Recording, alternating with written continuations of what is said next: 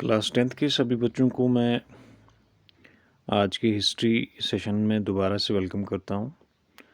आज हम हिस्ट्री का एक बहुत ही इम्पोर्टेंट क्वेश्चन पढ़ने जा रहे हैं।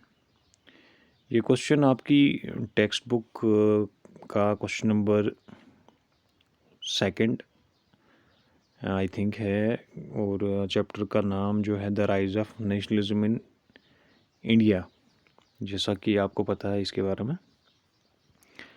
तो आज का जो क्वेश्चन है ये रिलेटेड है हमारी नेशनल मूवमेंट और फर्स्ट वर्ल्ड वार जो हुई थी। इस क्वेश्चन में आपने बताना है कि फर्स्ट वर्ल्ड वार जब हुई 1914 से लेकर 1918 तक, इस फर्स्ट वर्ल्ड वार की मदद से हमारा जो नेशनल मूवमेंट था इंडिया के अंदर, उस नेशनल मूवमेंट को कितनी हेल्प मिली इस फर्स्ट वर्ल्ड वार से। जैसा कि आप सभी को पता है कि हमारी जो कंट्री थी इसके ऊपर अंग्रेज़ों का राज था 1947 से पहले, और जब फर्स्ट वर्ल्ड वार हुई तो फर्स्ट वर्ल्ड वार में अंग्रेज़ों ने भी हिस्सा लिया था। तो जब अंग्रेज़ों ने हिस्सा लिया था इस फर्स्ट वर्ल्ड वार के अंदर, तो ये एक लाजमी बात थी कि फर्स्ट वर्ल्ड वार में हिस्सा लेने के बाद उनको बहुत सारी चीज़ों की ज़रूरत पड़ी जिनकी मदद से वो जंग लड़ सकते थे उस टाइम पे।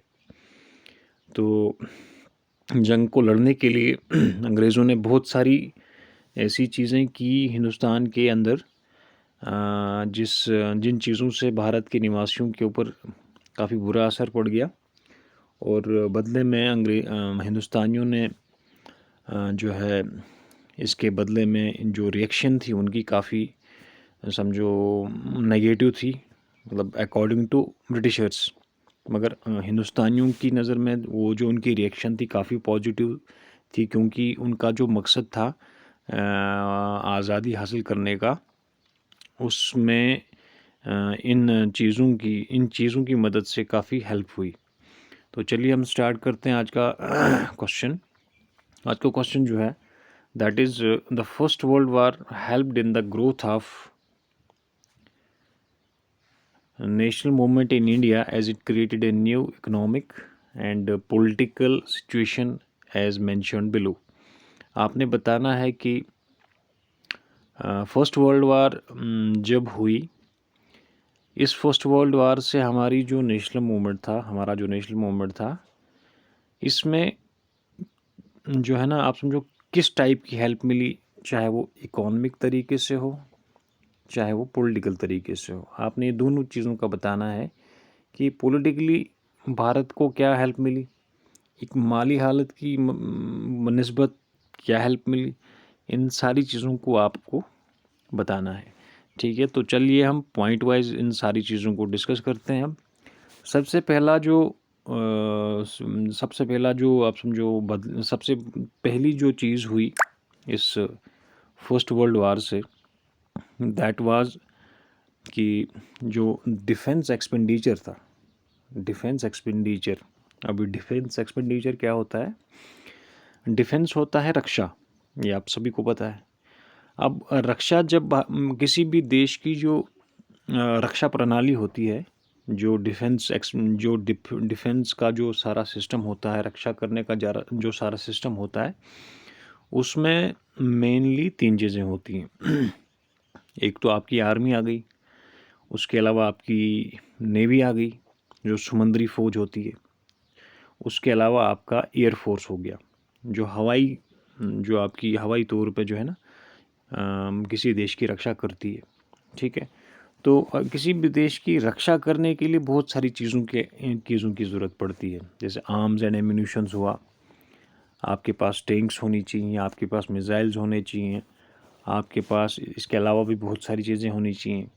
मगर जब आप किसी देश के साथ जंग लड़ते हो तो उस जंग में तो बहुत सारी एक्स्ट्रा चीज़ों, ये जो चीज़ें हमने डिस्कस की हैं, जो चीज़ें मैंने आपको बोली, इनके अलावा भी बहुत सारी चीज़ों की ज़रूरत पड़ती है। तो जैसा कि मैंने आपको पहले बताया कि अंग्रेज़ जो थे उन्होंने भी फर्स्ट वर्ल्ड वार में हिस्सा लिया। तो फर्स्ट वर्ल्ड वार में जब उन्होंने हिस्सा लिया तो डिफेंस, अपने देश की तो रक्षा करनी थी उनको, तो उस रक्षा के लिए उन्होंने क्या किया, जो खर्चा था रक्षा करने का, उस खर्चे को उन्होंने बढ़ा दिया। उस खर्चे को उन्होंने बढ़ा दिया। ये वाला पॉइंट है, the defence expenditure has increase. तो सबसे पहला जो आप समझो काम किया अंग्रेज़ों ने इस फर्स्ट वर्ल्ड वार के दौरान, वो सबसे पहला काम किया था कि उन्होंने डिफेंस एक्सपेंडिचर, जो रक्षा करने की जो रक्षा करने का जो सारा सिस्टम था, वो जिस तरीके से रक्षा को भारत देश की रक्षा करते थे, उस सारे सिस्टम को मजबूत करने के लिए उन्होंने खर्चे को बढ़ा दिया इस कंडीशन में। तो उसके बाद सेकंड पॉइंट है, war loans were taken and more taxes were imposed. अब देखिए, जंग जब होती है उस टाइम पे जो है काफ़ी पैसा जो है ज़ाया होता है, ठीक है। तो फर्स्ट वर्ल्ड वार जो थी काफ़ी लंबी चली, 4 साल, ये आपको पता है। 14 से लेके 1914 से लेके 1918 तक। अब 4 साल का वक्फा जब इस पूरी दुनिया जो है इस जंग में घिरी रही, मुलविस रही, इन्वॉल्व रही, तो इसमें जो है काफ़ी खर्चा लग गया। तो इस खर्चे को पूरा करने के लिए अंग्रेज़ों ने क्या किया, अंग्रेज़ों ने जो है लोन लिया। लोन लेने का मकसद क्या था, लोन लेने का यही मकसद था ताकि वो जो है इस जंग को जीत सकें। तो उन्होंने क्या किया, लोन बहुत सारे लिए वर्ल्ड बैंक से। जैसा कि आपको पता होगा कि दुनिया का जो बैंक होता है वो होता है, जो दुनिया के ये देश होते हैं उनका बैंक जो होता है, ये या तो वर्ल्ड बैंक जो है ना देशों को लोन देता है, या तो जो है ना उसके अलावा भी ये एक और है fund, that is International Monetary Fund. इन दो ऑर्गेनाइजेशन से क्या होता है, पूरे दुनिया के देशों को लोन मिलता है ताकि वो अपने डेवलपमेंट के काम कर सकें। पर उस टाइम पे क्या हुआ, उस टाइम पे इन्होंने लोन जो लिया वो जंग में जो है ना अच्छी तरीके से लड़ने के लिए, पार्टिसिपेट करने के लिए इस लोन को लिया। उसके अलावा उन्होंने क्या किया, उसके अलावा उन्होंने बहुत सारे टैक्सेस लगा दिए भारत के निवासियों के ऊपर। अब देखिए, रिएक्शन वही होनी थी कि अब टैक्स जब ज़्यादा लग गया तो भारत के निवासियों ने भी सोचा कि टैक्स इतना ज़्यादा है कि हम इसको जो है ना पे नहीं कर सकते हैं। तो उन्होंने टैक्स जब लगे तो इसके बदले में भी नेशनल मूवमेंट को और तेज़ किया ताकि वो आज़ादी हासिल कर सके। उसके अलावा अंग्रेज़ों ने जो है कस्टम ड्यूटीज़ को रेज़ कर दिया। कस्टम ड्यूटीज़, अभी कस्टम ड्यूटीज़ क्या होता है, कस्टम ड्यूटीज़ होता है जब भी कोई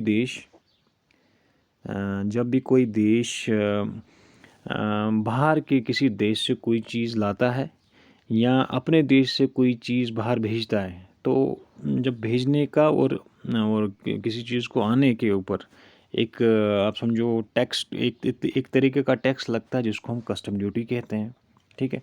उसके अलावा उन्होंने क्या किया, उसके अलावा उन्होंने इनकम टैक्स जो है इंट्रोड्यूस किया। अब देखिए, ये भी एक बहुत बड़ा स्टेप था। इनकम टैक्स जो है इसको भी इंट्रोड्यूस किया। इसका मतलब क्या था कि जो भी मुलाजिम लोग हैं, जो भी बिज़नेस करते हैं, उनके ऊपर टैक्स लगाया गया, एक अलहदा से टैक्स लगाया गया। तो इससे भी भारत के निवासी काफ़ी नाराज़ हो गए। उसके अलावा ये सारी चीज़ें होने के बाद क्या हुआ, ये तो एक नेचुरल सी बात थी कि जो चीज़ें थी उनकी जो प्राइस है, उनकी जो कीमत है, ये इंक्रीज़ होनी ही थी।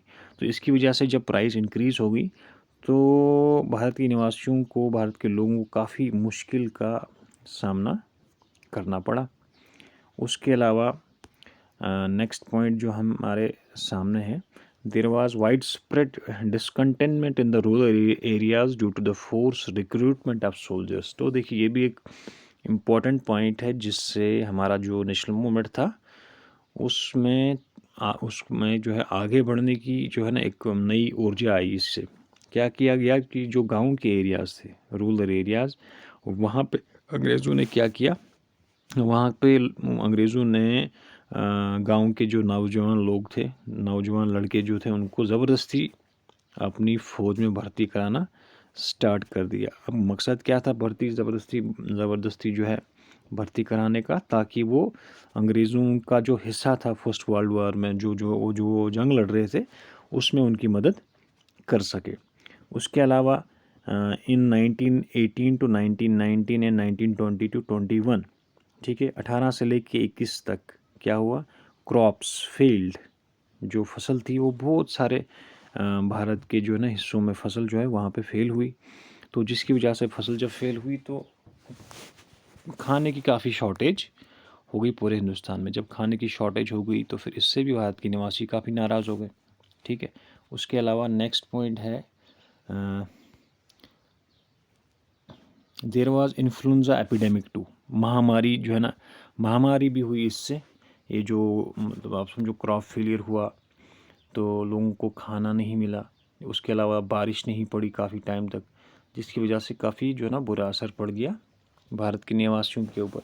अकॉर्डिंग टू सेंसस ऑफ 1921, जो सेंसस किया गया था 1921 में, 12 टू 13 मिलियन पीपल, 12 टू 13, अब तक 12 से 13 million people perished as a result of famines and epidemics. 12 से 13 मिलियन जो है ना लोग मर गए, किसकी वजह से, एपिडेमिक जो महामारी थी और जो कहत साली थी। फेमाइन्स यह हुआ, फेमाइन कहते हैं हम कहत साली को, और एपिडेमिक कहते हैं महामारी को। इस कहत साली और एपिडेमिक से 13 मिलियन लोगों की जो है जान गंवानी पड़ी भारत को, क्योंकि खाना नहीं था उनके पास और बहुत सारी ऐसी बीमारियां फैल गई उस टाइम कि बहुत सारे लोग जो है बीमारियों की वजह से मर गए।